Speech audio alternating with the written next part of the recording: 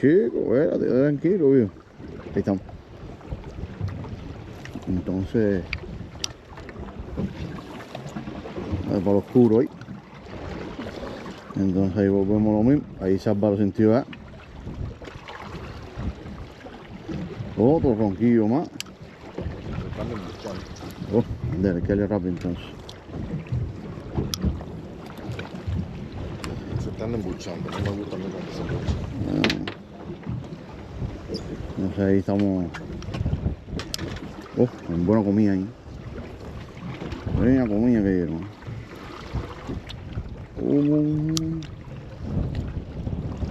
Siempre la cosa es arriba un riff o un bajo para poder coger los ronquitos. Ahí va, ahí va, ahí va. Miren un pedazo. Esto está en primera limpia para parguito, para el gote, lo que estamos buscando.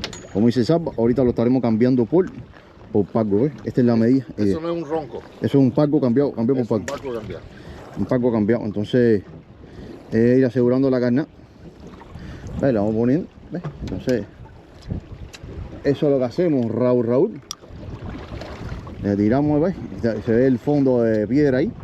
Es lo que necesitamos buscar. Entonces, para buscar, ahí te están llamando. Entonces, ese, ahí también, ¿ves? Yo lo tengo rabia rubia. Esto, recuérdate, ilegal. ¿Aló? Vámonos para el agua. Estaba aquí cogiendo ronco. Está, te digo, mucho mejor que el otro día cuando yo vine. Estamos aquí en 10 pies de agua y aquí hay como un pie de ola. Me imagino allá afuera tiene que haber